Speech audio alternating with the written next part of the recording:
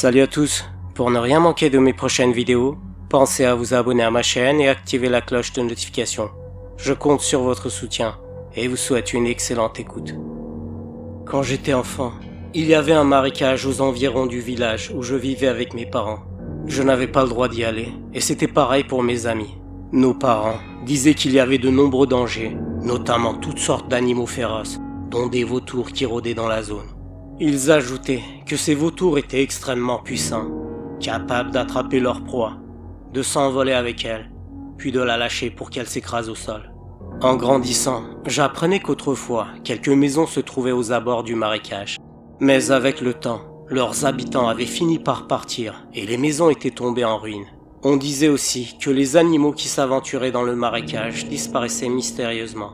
La route qui menait à cet endroit était en très mauvais état, si bien que personne ne l'empruntait. Je m'appelle Arif. Ce que je m'apprête à vous raconter a marqué ma vie à jamais. Rien qu'en y repensant, un frisson parcourt mon corps. J'avais 25 ans à l'époque. Après une dure et longue journée de travail, j'étais tellement fatigué qu'à peine avais-je fini de manger et pris ma douche que je m'écroulais sur mon lit. J'avais fermé les yeux et trouvé le sommeil sur le champ. On frappa violemment à la porte. Je me réveillai aussitôt, me demandant qui cela pouvait bien être. Avec inquiétude, je regardai ma montre. Il était déjà 22 heures passées. J'ouvris la porte. C'était Mustapha, mon ami d'enfance. Ma voiture est en panne. Je dois aller chercher d'urgence mon grand frère. Tu peux m'y conduire, s'il te plaît? Le trajet allait durer 1 heure, jusqu'à une gare routière de la ville où son frère nous attendait. Je m'habillai rapidement, pris une gorgée de boisson caféinée et nous prîmes la route, quittant notre village dans la nuit. En route, j'étais à moitié endormi. Mustapha s'était mis à raconter des anecdotes sur son grand frère, probablement pour me tenir éveillé. Puis, il insista pour que je change de trajet. C'est plus rapide par là, prends l'ancienne route qui passe par le marécage s'il te plaît, m'avait-il dit. Même si je ne voulais pas emprunter cette route, je ne pouvais pas insister pour continuer sur la route principale. Après tout, c'était son grand frère que nous allions chercher, et Mustapha devait prendre les décisions. En cas de retard, je ne voulais pas en être responsable. J'avais déjà pris cette route 1 ou 2 fois, mais toujours en pleine journée, sans jamais m'aventurer dans le marécage. Même en plein jour, cet endroit dégageait une atmosphère inquiétante. J'étais sûrement marqué par les nombreuses années où mes parents tentaient de me dissuader d'y aller, en me racontant les multiples dangers qui s'y cachaient. Prendre cette route de nuit, surtout après la pluie de la veille, c'était risqué de s'embourber. Si les roues s'enfonçaient dans la boue, nous risquions d'arriver en retard. Le téléphone ne captait presque pas. Et même s'il fonctionnait, personne ne viendrait nous aider sur cette route déserte. Tout cela avait fini par me tenir éveillé. La route était en bien piteux état. Je roulais lentement, mais nous étions censés gagner de précieuses minutes. Mustapha, fidèle à lui-même, enchaînait les sujets de conversation. Il avait toujours été bavard et avait tendance à se répéter. Après avoir observé le ciel étoilé, il ouvrit pour la énième fois l'un de ses sujets favoris, l'astrologie. Il se mit à parler du nombre d'étoiles dans les galaxies. Et bien que ce sujet ne m'intéressait pas du tout, il se lança encore dans une explication du Big Bang et de l'expansion de l'univers. À un moment, cherchant à détourner la conversation, je lui demandais « Hé Mustapha, tu crois qu'on arrivera à temps? Il commence à se faire tard là. » « Ouais, t'inquiète pas. » me répondit-il sans la moindre hésitation. Puis, sans transition, il se remit à parler de l'expansion de l'univers. « C'est raté, me dis-je intérieurement. À un moment donné, Mustapha me lança. « Tu peux t'arrêter mon frère? Il faut que j'aille me soulager. » Je m'arrêtai sur le bas-côté. Mustapha sortit de la voiture, fit le tour par l'arrière et s'enfonça dans les buissons. J'attendais dans la voiture, le moteur en marche. Dès qu'il était sorti, un froid s'était infiltré à l'intérieur et j'avais senti une différence de température, presque comme si l'atmosphère avait changé. Les nuages cachèrent rapidement le ciel étoilé et le vent se mit à souffler fort. Puis, tout à coup, il s'arrêta. J'ouvris la vitre côté conducteur. Il n'y avait plus aucun bruit dehors, à part le moteur de la voiture. Ça faisait un moment que Mustapha était dehors, je me disais. Il a pas encore fini là? Mais qu'est-ce qu'il fabrique? Je commençais à m'inquiéter. Est-ce qu'il lui était arrivé quelque chose? Je l'appelais, mais aucune réponse. Je me retournais pour regarder l'arrière de la voiture, mais il n'y avait aucune trace de Mustapha. J'étais sur le point de paniquer quand il arriva enfin par devant. Je n'avais même pas cherché à comprendre. J'étais juste soulagé qu'il soit de retour. « T'étais où mon pote? J'ai failli m'inquiéter là. » Mustapha avait un air différent, son visage était figé, ses yeux brillaient d'une lueur étrange, et il ne me répondait pas. Est-ce que quelque chose s'était mal passé? Je lui demandais plusieurs fois ce qui s'était passé, mais il ne me répondait toujours pas. Il était là, presque figé, les yeux rivés devant lui. Je me demandais si quelque chose de grave s'était passé. Mustapha devenait de plus en plus étrange, comme s'il avait une crise de nerfs. Je ne savais pas quoi faire pour l'aider. Puis, soudainement, en un clin d'œil, la personne dans la voiture disparut mystérieusement. Je retirai mon pied de l'accélérateur. Mon cœur se mit à battre fort, et je me garai sur le bas-côté de la route. J'essayais de rationaliser ce qui venait de se passer. Est-ce que le manque de sommeil m'avait rendu à moitié endormi? Ce qui n'était pas une hallucination, c'était que j'avais bien avancé sur la route. Je fis une marche arrière, et arrêtai la voiture à l'endroit où Mustapha était descendu. Je descendis à mon tour, et me mis à chercher mon ami. Il n'était pas dans les buissons, je le cherchais partout. J'avais même traversé de l'autre côté de la route, mais il n'était pas là non plus. Je retournai sur la route et, en baissant la tête pour réfléchir à ma recherche, j'entendis des grognements à une vingtaine de mètres. En levant les yeux, je vis une meute de chiens sauvages. J'avais toujours eu peur des chiens depuis que j'avais été mordu quand j'étais petit. On m'avait fait des points de suture et un vaccin contre la rage. Depuis ce jour-là, les piqûres et les chiens m'avaient toujours fait peur. Les chiens foncèrent sur moi. J'abandonnai la recherche de Mustapha et courus vers la voiture. Je me retrouvai dans le marécage.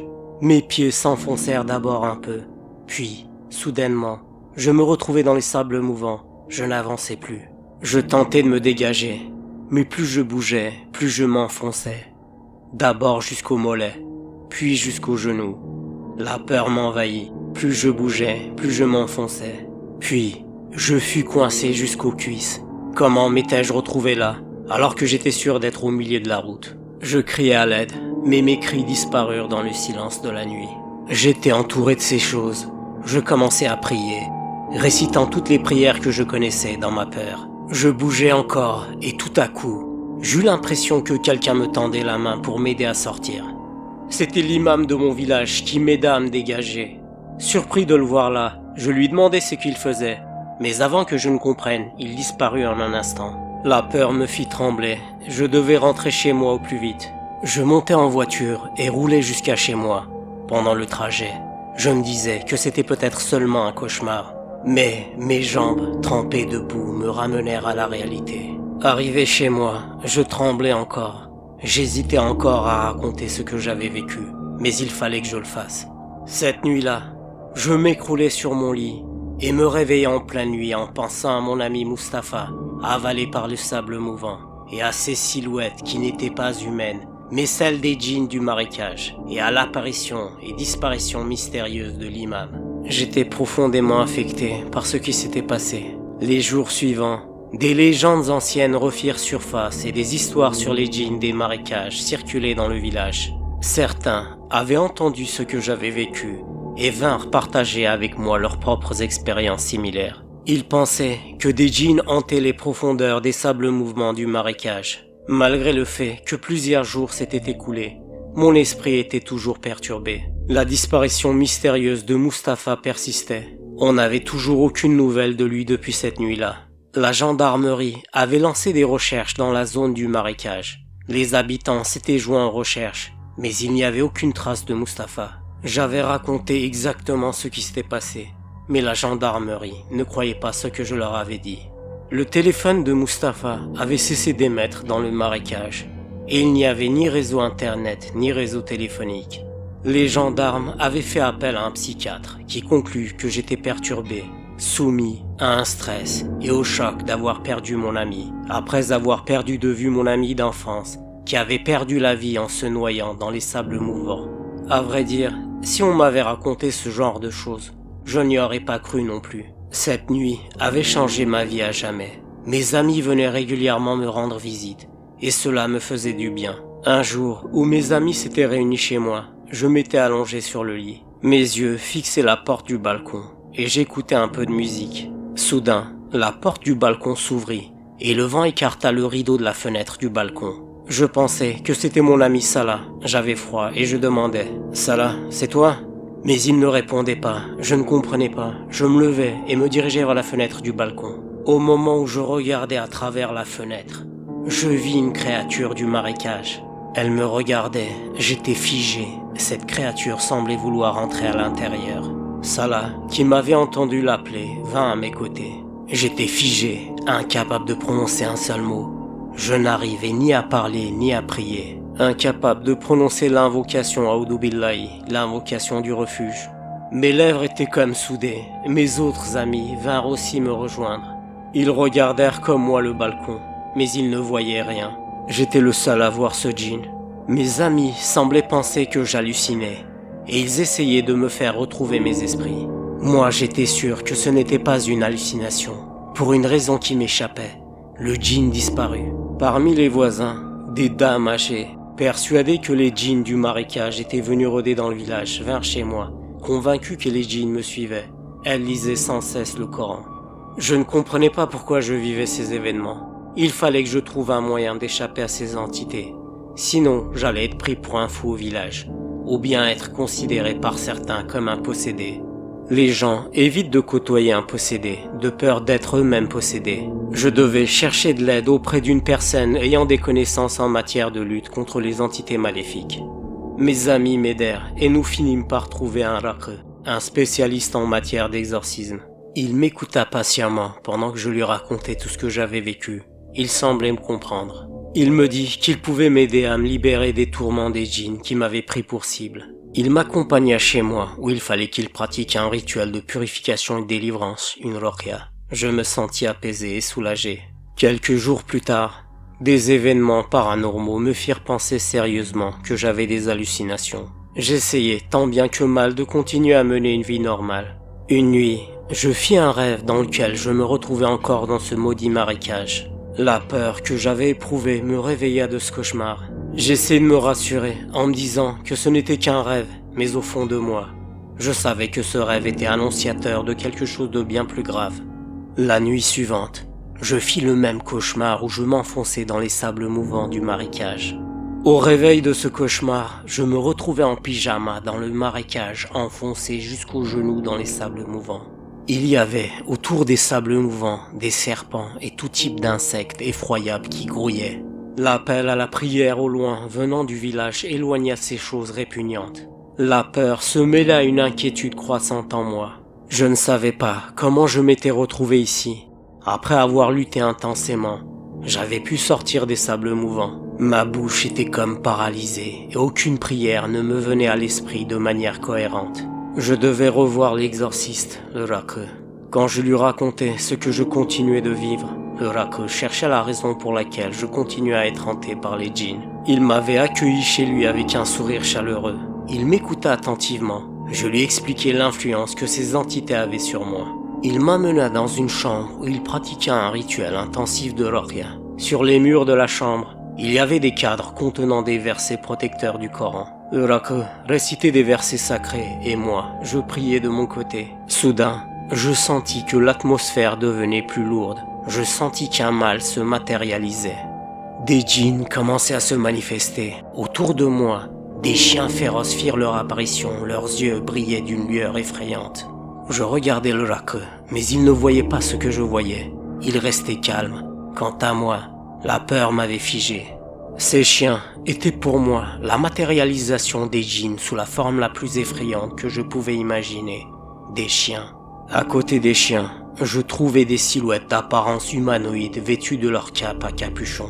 Je ne distinguais que leurs yeux rouges luisants. Elles étaient de toute taille et certaines avaient des membres disproportionnés. À voix basse, je dis « Maître, il y a des créatures et des chiens autour de moi. Qu'est-ce que je dois faire ?» Le maître garda son calme et me dit « Garde les yeux sur eux et reste calme. » Je fermai les yeux un moment, pensant que j'allais être attaqué. Les chiens semblaient être sous le contrôle des djinns. Ils me montraient leurs crocs et leurs poils s'étaient hérissés. La peur m'avait envahi. J'étais tétanisé. Le maître, pour me donner du courage, récitait des prières. Une brume recouvrit la chambre. Les chiens se transformèrent en créatures hideuses, impossibles à décrire. Je me sentais acculé. Le maître avait compris mon état quand il finit de réciter ses prières. Il se leva et dit à haute voix « Je vous ordonne de quitter cette maison. » Il n'y avait plus rien. Ces choses avaient disparu avec la brume. Le Rakh sortit calmement dehors et me demanda de le suivre.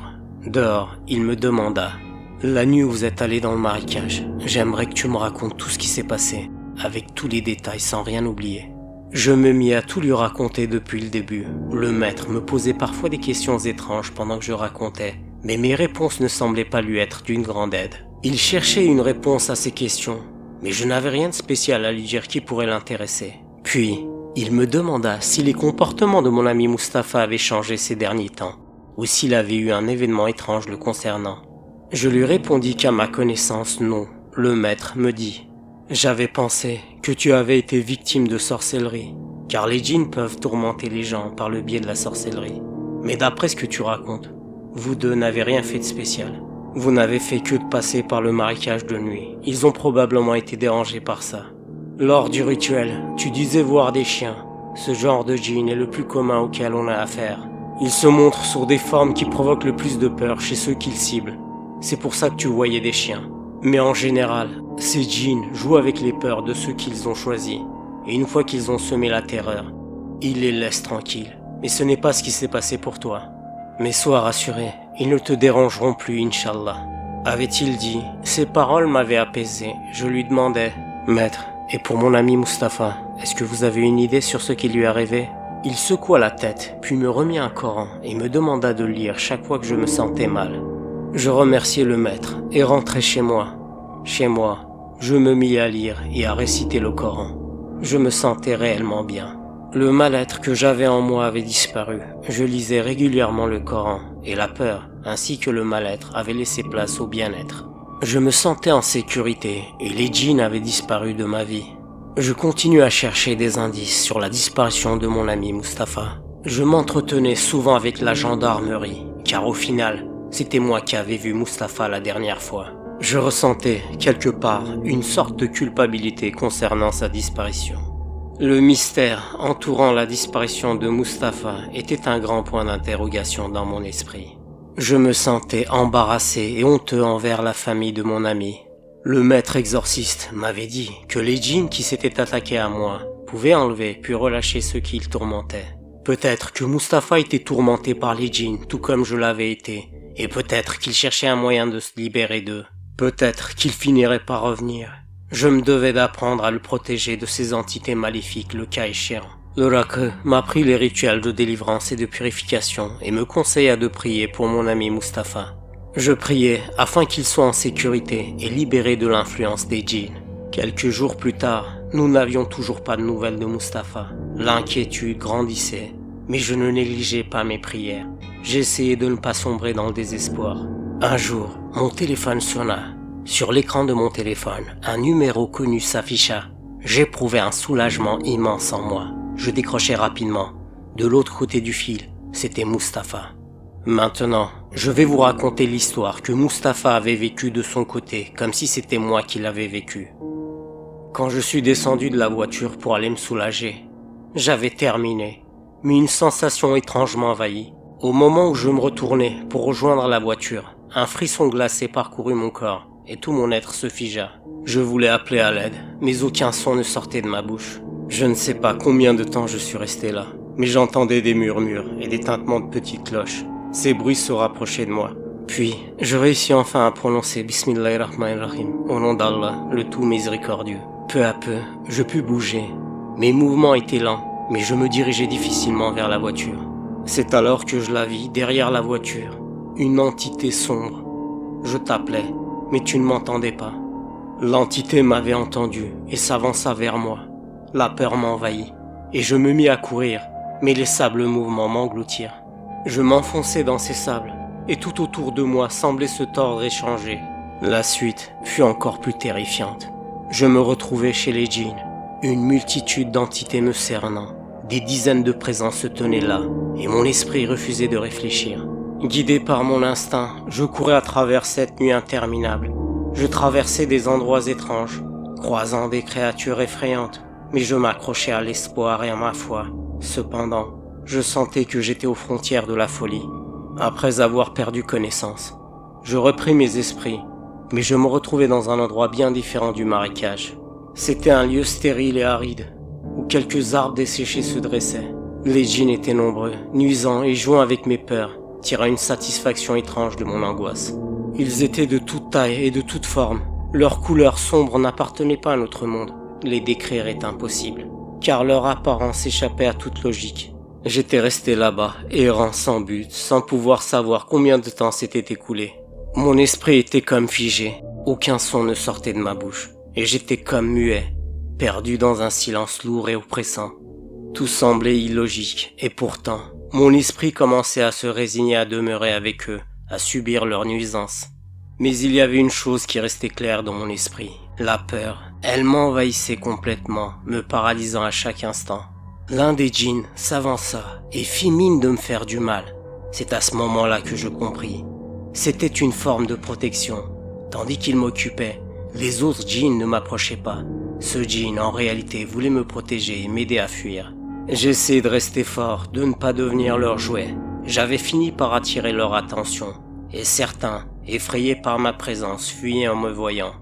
Lors d'une pleine lune, la majorité des djinns quittèrent massivement les lieux. Je ne savais pas s'il y avait une faille temporaire dans leur monde, une sorte d'ouverture qui leur permettrait de traverser vers le nôtre. Les djinns restants semblaient affaiblis, comme s'ils étaient les plus faibles ou occupés à d'autres tâches. Celui qui m'avait aidé m'indiqua que c'était le moment de fuir. Je le suivis.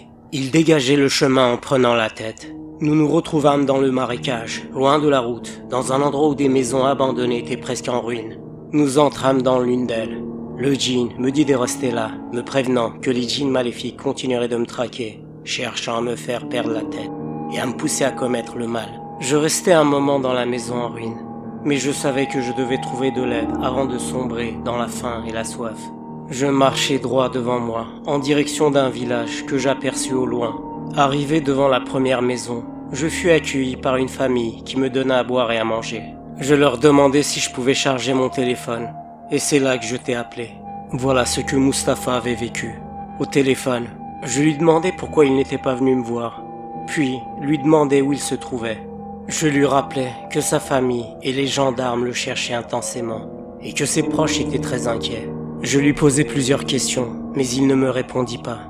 Il se contenta de dire qu'il s'était perdu et qu'il était incapable de retrouver son chemin, ni de contacter qui que ce soit. De mon côté, je lui racontai tout ce que j'avais vécu, jusqu'au rituel de Ruqya que l'on avait pratiqué sur moi. Je lui dis que cela faisait 2 mois qu'il avait disparu, et lui demandai où il se trouvait. Il me répondit qu'il était dans un village et qu'il fallait que je vienne le chercher. Il m'a envoyé à sa localisation par une application. Je pris la route et conduisis vite. En route, je me demandais ce qui avait bien pu lui arriver. Pourquoi il était resté si longtemps absent et pourquoi il n'avait pas appelé sa famille. Je ne compris la raison que bien plus tard. Enfin, je le retrouvais, il m'attendait. Il portait des vêtements propres, mais sans aucune harmonie et qui n'étaient clairement pas à sa taille. Je le pris dans mes bras et lui hurlai « Où t'étais passé, mon frère ?» Il me regarda, le visage pâle, comme s'il n'avait pas vu le soleil depuis des années. Il avait l'air épuisé. Il me dit « Je vais tout te raconter, mon frère. » Il ajouta d'une voix faible « Il faut d'abord que je t'amène là où je me suis réveillé, c'est très important. » Il me conduisit dans un endroit isolé où se dressaient des maisons en ruine. C'était l'endroit dont mes parents me parlaient souvent quand j'étais enfant, en me défendant d'y aller. Mustapha me désigna une maison. L'intérieur, plongé dans l'obscurité, laissait échapper des légers murmures. Mon cœur s'emballa à la vue de la bâtisse, mais je pris sur moi et entrai d'un pas ferme, récitant une invocation protectrice. À chaque pas, l'adrénaline et la curiosité grandissaient en moi. Nous arrivâmes dans une chambre où Mustapha me dit « C'est là que je me suis réveillé ». Le visage de Mustapha était marqué par une inquiétude profonde. Je lui posai une main réconfortante sur l'épaule et lui dis « T'inquiète pas, je ferai tout ce qu'il faut pour t'aider à surmonter ces épreuves. » C'est là qu'il me raconta tout ce qu'il avait vécu. Il conclut en me disant que les djinns le traquaient et qu'il ne voulait pas qu'il s'en prenne à sa famille. Je pris alors la décision de tout faire pour sauver Mustapha des tourments des djinns.